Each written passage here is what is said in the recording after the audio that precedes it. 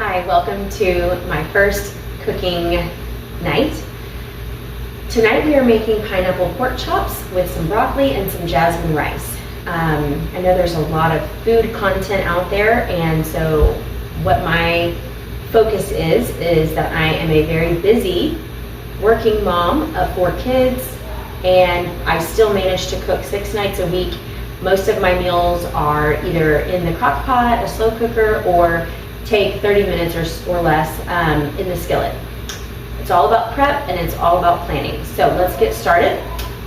We've got an assortment here of my ingredients. What we have here is some center cut pork chops. They're approximately 1 inch or so thick, and I have set them out to kind of take the chill off for about 15 to 20 minutes, salted them with some sea salt while they rested. And now I am very lightly dusting them with just a little bit of flour blended with this seasoning that I like to use for my pork. It's a local butcher here called Stone Cold Meats, and it's just a seasoning made for pork, mixed of brown sugar, salt and pepper, garlic, onion powder, paprika, and chili peppers. So I am adding some oil to my medium-high pan, getting it ready for the pork chops to go in now that they're nicely seasoned. So I'm going to place those in the pan, and I follow a method, a pork chop cooking method that I found by it's called Inspired Taste, which is a food blog, and it's a recipe for the juiciest pork chops ever. So it's really just a method that I follow, not exactly a recipe. It's just a method, and what that method is to warm up your oil, get it kind of sizzling, and then you place your pork chops, as I'm doing here, in the pan on this medium-high, uncovered, for about anywhere from 2 to 4 minutes.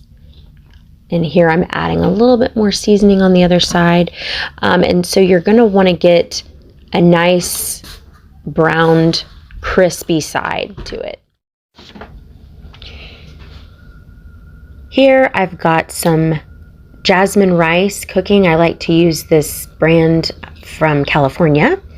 I find out of all the rices, it peaks your blood sugar the least, having formerly had gestational diabetes and testing that one out. So I've got my rice cooking. I'm checking my pork chops. It looks like the couple minutes that they've been going is doing what it's supposed to do. They're nice and golden brown here.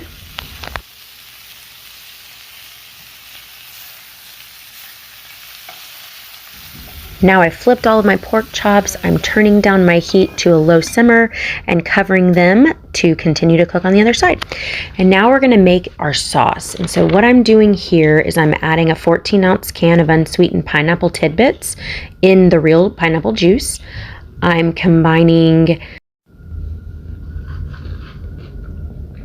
2 tablespoons of honey. This is actually a local honey here in the Cypress Tomball area. 2 tablespoons of light soy sauce. And in this recipe that I was getting my inspiration from actually calls for 3 garlic cloves, but I always up my garlic, so that's about 5 cloves of garlic. Okay, my pork chops are finished cooking. I'm transferring them over to a platter, and then I'm going to tint them with foil to rest. So our pork chops are done, and now you can see we have a nice blackened goo here. So I'm going to just pick some of that up by searing some of these pineapple pieces. Even though we already made our pineapple mixture sauce with pineapple bits, I just love pineapple, so I want to have extra pineapple. So I'm going to deglaze it a little bit with the actual pineapple juice from the can, which this is packed in 100% pineapple juice. So we'll just let those cook for a minute, and then we'll add our mixture. Here you can't really see, but I'm trying to give myself a facial with my water boiling for my broccoli. Now I'm adding in that pineapple mixture to make my sauce into my pan.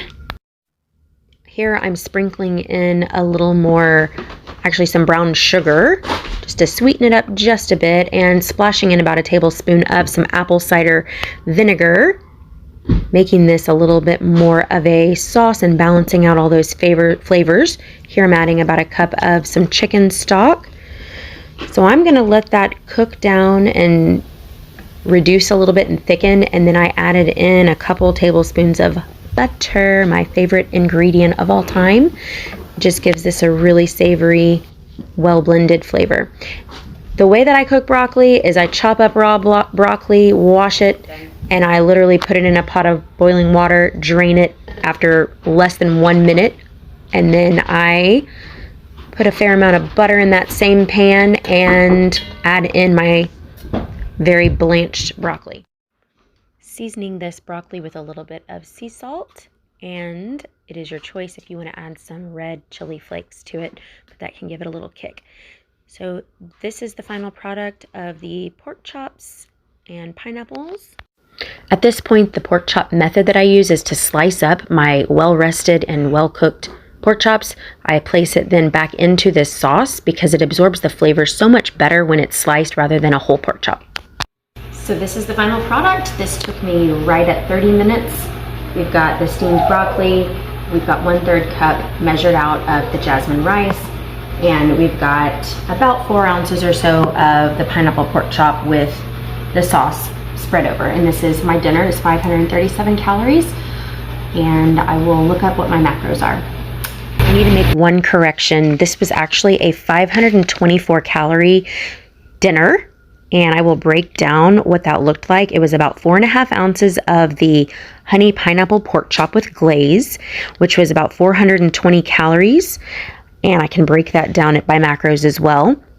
24 grams of protein, 15 grams of carb, and 10.5 grams of fat in that pork chop portion. Then I had steamed broccoli, which was about a cup and a fourth or a cup and a third.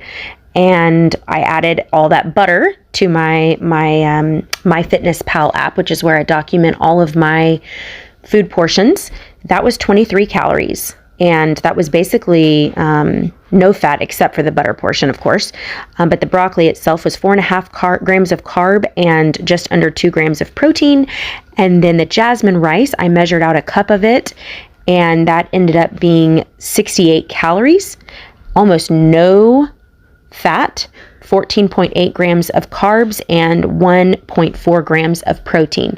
So my percentages on my macros broke down for this entire meal. 38% of that meal was carb, 31% was fat, and 31% was protein, for a total of 27 grams of protein. As you can see with all of this, I am trying to be as low carb as I can right now. So that is why I am focusing on meals like this. I hope you enjoyed this video and saw how simple cooking a meal like this can be, and I hope you get an opportunity to make it and enjoy this honey pineapple pork chop and sides yourself. Have a great day.